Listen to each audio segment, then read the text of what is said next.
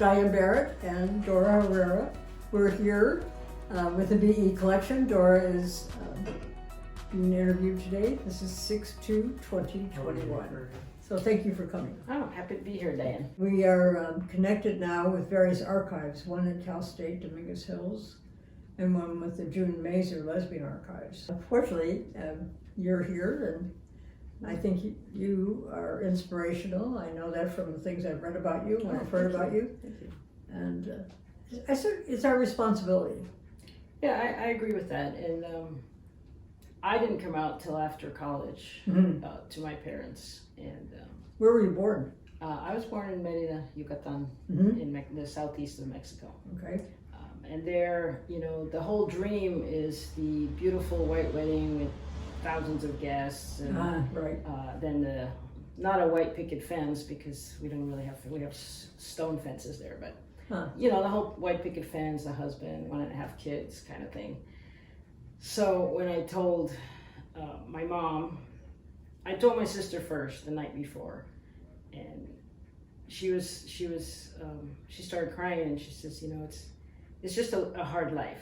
And I said, yeah. And I said, it's not something that I choose to do, it's who I am. And what I'm choosing is to acknowledge that I am who I am, and I am worthy of being who I am, and I love myself, and others need to love me for all of me, and not just, you know, I don't want to hide any parts of me. And then how many years or months did it take before you came to that conversation? Like I said, I was fresh out of college, and it was just like I always felt like I was close to my family, but there was a wall, you know. And when I eventually told my mom, we were at work, and our building is 8 by 10 square feet, so there's nowhere to hide. Right. And my current girlfriend had broken up with me, and I was devastated. I couldn't even tie my shoes. I was so devastated, and I would cry at the drop of a hat. So this day I'm working and I'm crying, and my mom's like, you need to come outside. So we went outside. We're on the sidewalk in the middle of Las Feliz, and I'm telling her, I can't tell you. And she's like, you have to tell me. And I can't, you know, back and forth. And finally I told her, it's not whatever you're thinking, because she listed a couple of things. Is it this? Is it this? It's like, no. And so I said, you know, I'm gay. And she was just like stunned. Was she? And would you say she was like, I had no idea. And I'm like, how could you not have an idea, mother? You know, it's like, but you know, I took her at her word. And then she said, I believe it's wrong, you know, just from my upbringing, her religion and her culture. You were brought up Catholic? Yes, I was brought up Catholic, but that only lasted through elementary school. And I never followed it because, A, why couldn't women be in the priesthood? And B, you know, why couldn't women do this? And why do I have to obey anybody? You know, I was just like, I am me, I am the queen. Why do I have to do what anybody else says? And did you have siblings? I did. I have an older brother and an older sister. And so I told her that, and she said, I can't, it goes against everything I believe, but you're my daughter and I love you, because everybody else is crazy and can go to hell, but you are my daughter. And I was like, oh, okay, thank you. And I thought, well, I got to work on that one. That's another part. Right. So we hugged, and we agreed we would talk that night, and we went back to work.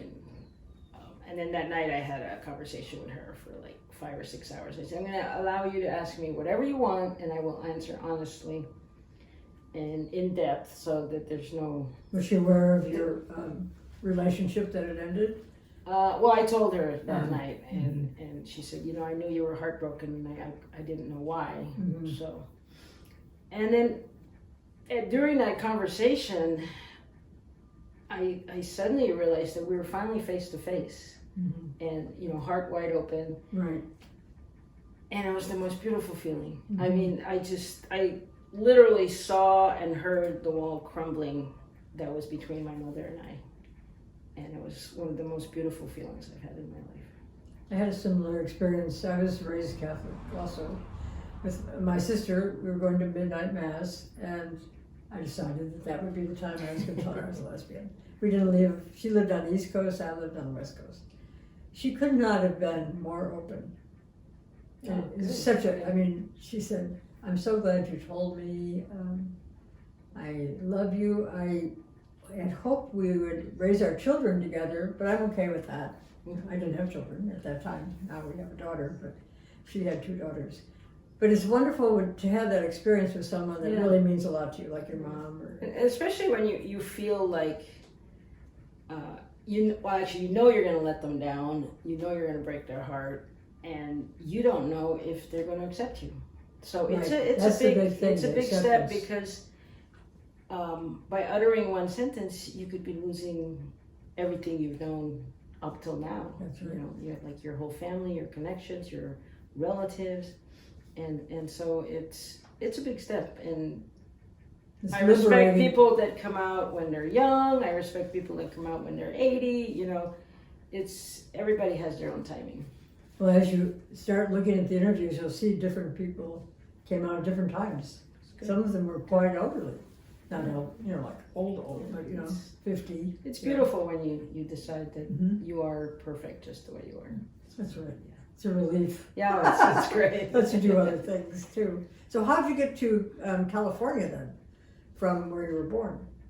We went kind of roundabout. We ended up in Belize, British Honduras, which is now the country of Belize. And we stayed there 5 years, and that's where I learned English. And I was bullied. I was constantly beaten up because I didn't understand English.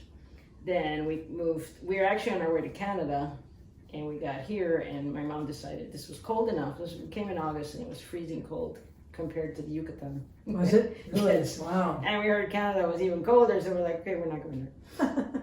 So we stayed here, and then I was bullied here because I spoke English with a Caribbean accent.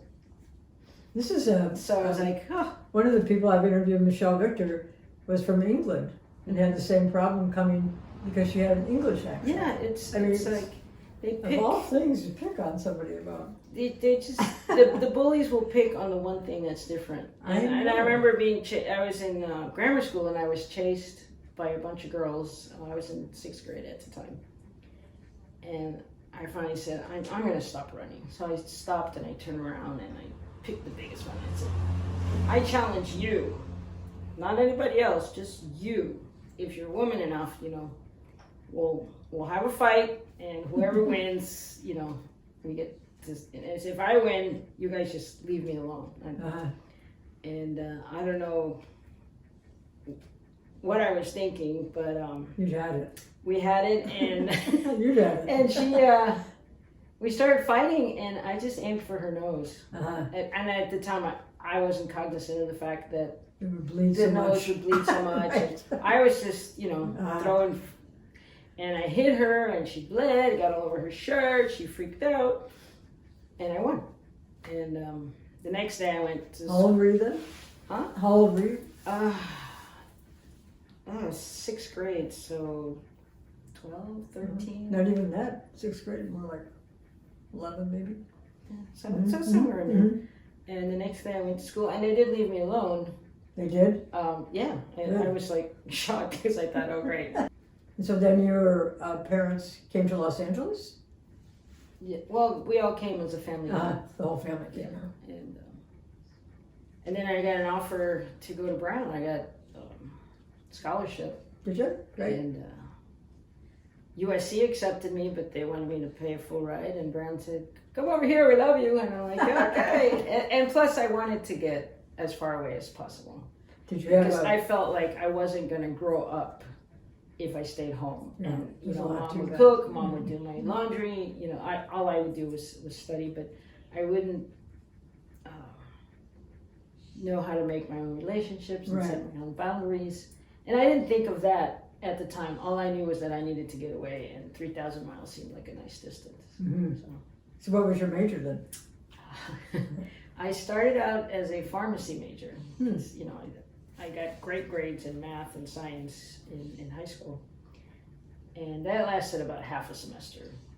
and I realized I didn't want to stand in front of a counter, moving pills from one place to another. I was a people person, and I needed to find something. So I took Latin American Studies and Spanish literature. Because I figured higher education for me wasn't about getting a career, but it was about being educated. So I thought I would learn about my culture, my not just Mexico, but the Latin American diaspora, and Spanish literature. And people would tease me. They're like, "Oh, come on, you're taking Spanish literature." I'm like, "Well, how many English majors are there? You're not giving them a hard time." So, that was a good comeback. Yeah. It was like, and Latin American studies included things like African dancing, the history of Mexican music, current events. Sounds good. Sociology, philosophy. So it was a mishmash of everything, but focused on Latin American studies. So it was great. Did you have a partner or a lover when you were in school, in college? I did, but it never felt solid. It was just everyone was trying to figure out who they were, and the hormones were raging, and it's like, so it was nice and not nice at the same time. So were you out in college? No. I came out after college. But I think people knew, and there was a bunch of people. I played sports. I played soccer, ice hockey. I fenced. I did lacrosse. I did rugby. I mean, I did everything. You liked it. Ping pong. If it was a sport, I was doing it because good. When I went to Brown, I said, I admire that. I told myself, you are not going to make yourself small when you go to college. You are going to look at everything that's available and experience it at least once. Okay, now what led you to that conclusion? That's a great one. I don't know. I because just, usually you go and you you slowly open up, and you were determined from day beginning. one. I was like, where's the new adventures? And let me at them. Great. And I'm so glad I did that because for instance, I started playing soccer, which I didn't know how to play, and then the girls after the season was like, "What are you going to do?" And I'm like, "I don't know." And they said, "Come play ice hockey." And I'm like, "I don't know how to skate." Right. And they're like, nice. "Don't worry about it." I'm like, "Okay." So I went and I told the coach, I don't know how to skate. I want to play. He's like, "Great." I said, "I have a little problem." So he said, "Okay, if you don't know how to skate, you want to check it out, go buy a $20 pair of skates, join the team, and if it's not for you, you lose $20 and maybe a few bruises." See what happens. And I did, and I loved it, and I ended up playing 4 years. Wow. And I was co-captain Good for you. year. So you really liked it. I really loved it. And that one event has, every time there's something challenging in my life, I think back, if I could learn how to skate and become a hockey player and become a leader, I could do this, I could do this. And so every time there's a challenge in my life, you think about that. I think, you can do this. It's in you, Go girl. So I did. So that's your philosophy. Go. Just go after it, and go after it with gusto. Because, if you're going to do it, you might as well enjoy it. You might as well go all in and see where it leads you. So have you done any team sports now? I have now, no. But I did play for maybe 20 years after college. I ended up on the over 30 national team with a bunch of women from, we were called the Chivas, down in Torrance. So when you were in college, and playing the sports, did you compete with other colleges? Oh yeah. Okay. Because one of the things I learned through this discovery thing that we're doing is that before Title IX, the women just competed within their school. Yeah, they didn't compete with other schools because it wasn't part of what they were supposed to be doing. Only the men did that. In this, I think in '78, so like my freshman year, it was just finishing up. Really? We were starting to go not only in Providence, but New York. We went to Canada. Mhm. We went to. But prior to that, you weren't. Prior to that, I don't know. When I joined the team, they were starting, almost and we had excellent coaches that not only like made us think about the game rather than, I'm in shape, I can do this. It's like when we did sprints, if you didn't encourage your teammate after you got past the finish line, we had to do it over again. Oh, really? So it created, and that's where the bonding came in. It was just, it's not about you and how fast you are. You got to think about the buffalo coming in, last, and Right. encourage her and let her know that she's part of the team. That's your philosophy now, too, right? Yeah, I can tell from talking to people at your business that you're human doing connection, networking. What can you do for me? What can I do for you? I find that those relationships are the most rewarding. I look forward to seeing you because I know you respect me, I respect you, and if I ever need anything, I can call on you. Right. And those are the best friendships. Mm-hmm. I agree with that. So how did you get into the business you're in now? My parents started it. Right. My mom had always wanted to. She's a serial entrepreneur. So she was an A1 I've never lady. heard that expression. She was it's a good one. She was an A1 lady. Was she? Yes, and she had friends that didn't do the minimum, Mm-hmm. so she took them under her wing and put it all together. So my sister and I would prepare all the orders, staple the bags, and then we'd go around and hand them out. But she was the number one in her region because she had 10 or 15 other ladies pulling their orders together. Right. And she wanted a trip to London, and everyone's like, oh, and she's like, I don't want to go to London. So the number 2 lady loved her because the number 2 lady got together, and people couldn't believe she didn't want to go to London. She says, I have my life here, I like it. But so she wanted to have a little place where people would know what real Mexican food was like, because back then only the corporations were selling food, and your food is great, and they didn't like it. Thank you. Mm-hmm. And so her business plan was, okay, I'm going to get this little place, I'm going to cook, people will smell it and line up around the block, and we'll make enough money to take care of the family and have a little extra for vacations, or maybe buying a fancier car. And that was her business plan. And that was the original place is in Las Feliz? Yeah. So it's still there. Where she started is still 45 years this April 1st. Wow. So, yeah. Amazing. It's just an astounding, her dream was this big and it ended up just exploding. Really? What's the most exciting thing you've done now that you're involved in that business? Most exciting thing? Or adventurous? Well, it's not what I've done, but what happened to us because of what we did. Okay. So the first one was getting a call during lunchtime from this guy and saying, do you have a minute? And I'm like, it's the middle of the lunch hour, can you call back later? So the next day at noon, I get a call. It's the same guy. It's like, do you have a minute? I'm like, it's still lunchtime. And I'm like, who are you? That's right, 2:30. And he goes, and so I said, well, you're persistent, so it must be important. I said, so in 15 seconds or less, tell me why you're calling. And he said, have you ever heard of James Beard?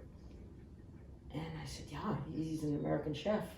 So I looked at my mom like, so I went outside into the sidewalk, my office, that's where we have all the sidewalk. And he said, there's a James Beard Award. I nominated you. He was the food critic for Los Angeles Magazine at the time, Patrick Q. He goes, I nominated you, and you will be getting a letter that you made the finals, but I wanted to be the one to tell you. Nice. Fabulous. Yeah. What are we getting? Did you know him as a customer? Yeah, like he so you were familiar with him. But I didn't know what he did. Right. I just knew, his name, and sometimes I would forget his name, and what he ordered. And so when he said that, it was, and he goes, and we're hoping that you will go to New York. And I'm like, of course, And he gave us, he says, we're going to provide you with tickets to the event, and you guys will have to fly over on your own. We're like, cool. So we flew over there, and they asked me to send all these pictures Uh-huh. and whatnot. And the night of the event. What year was Well, that? actually, before that, for like 3 weeks, my mom agonized about what she should wear.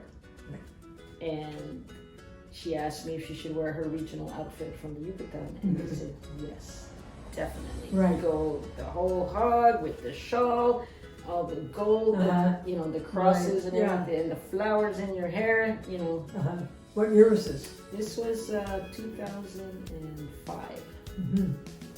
And my, you know, a couple other people were like, no, it's a black tie, you have to wear a long dress and this. Right. And I told my mom, I said, don't listen to them. I'm telling you, you go in your regional dress and you will be the belle of the ball. Mm-hmm. And so she told Patrick, and he of course said, of course, Mama, you have to wear that. And she went, you know, and she walked. Did you go with her? Yes. And so my sister and I went. Did you wear a costume also? No, we were normal clothes. Normal clothes. 'Cause, you know, it was her moment because Yes, it was her baby, it was her dream, and so we didn't want to take any of her shine. We wanted her to keep pushing her forward. And so when they announced the category, which is the America's Classics, they said, you know, this little place, and then they popped a picture of Yuca's, and my mom was like, oh! And I said, Mom, you knew they were going to do a photo. And she goes, I know, but it's so exciting. But the beauty of it was, so it's pronounced a lot. Yucas. It's Yuca's because we're from the Yucatan. Yucas. I remember that. Don't say that word. But the beauty of it is when she screamed, a ton of other people in the theater also screamed. That's great. And it was like, wow. And then after the ceremonies, everybody came around, oh, Mama, you know, I moved to New York and I was missing you. I didn't know. So it was so lovely to know that we had that support for, you know, nobody better than you to get this award. So it was just great. Amazing. And we didn't even know it existed. And that's how I like to get our accolades. Is, when I come to your place, which is a new experience for me, I talk to the people in line. Oh, thank you. And they have they're great people. Of course, I like to talk to people. But they're great stories. They have good stories about your food, your restaurants, you. That one lady that you were there when I talked to her, she just come from France and she wanted to come get a taco. Yeah. My mom called her sweetheart because she can never remember her name. Sweetheart. But I mean, she was so excited. She said, I just want to come here and get these tacos. I missed them so much. But I mean, really interesting people. And we've got like 3 or 4 generations of people now. So it's big following. Beautiful. Big following. And I love it. Well, we're sending people there. Pat's gone there now. Everybody go to Yuca's. Why not, right? And it's fine. It's good service, courtesy, and great food. The food is, you know, we start with the food. And have you ever thought of doing something else besides that? Work-wise, you mean? Yeah. No, when I first started out, every Christmas time I would tell her, come January, I'm going to get a real job. And she would say, okay, honey, you know. Right, we'll see. No, and then she would say, we'll see, you know, it's your life, you got to do what you want with it.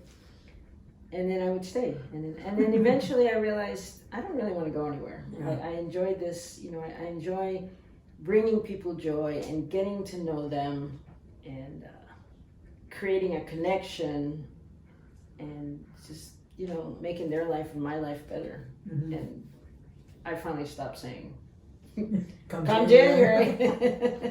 Well, that's good. So now are you in charge of it? Are you the... Yeah, Mom still goes and you know, her job is to get like minimum 50 hugs a day and a bunch of kisses. And people will come and give her...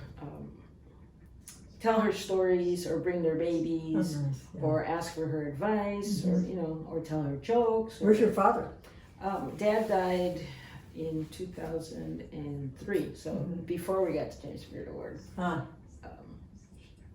That's too bad I didn't see that. Yeah. How long have you been in your current relationship with Catherine? 29, I think. Oh my gosh. 27, 29. That's something great. like that. Where did you meet her? Playing soccer. Really? Okay. Yeah. So, She qualified then. Yeah. And she didn't know how to play. okay. Were you absent from a relationship? You had one end before this? I had had one end, and I think it'd been maybe like a year or two. I decided I didn't want to get into any other emotional entanglements till I was back and rooted and grounded and ready. So that's advice you give to someone listening to you right now, right? Yes. Take your time. Don't jump. Don't jump from one relationship to another, because you never learn lessons. So what's your goal for yourself for the future? My immediate goal is to launch a Latina group. I'm going to start it with hiking, because I love hiking, and it's been good to me. So in closing, I have one last question. Make it good. And it is a good one. If you knew that you were going to die soon, what would you like to be remembered for? Bringing happiness to others. Because there's nothing more I like than making people happy.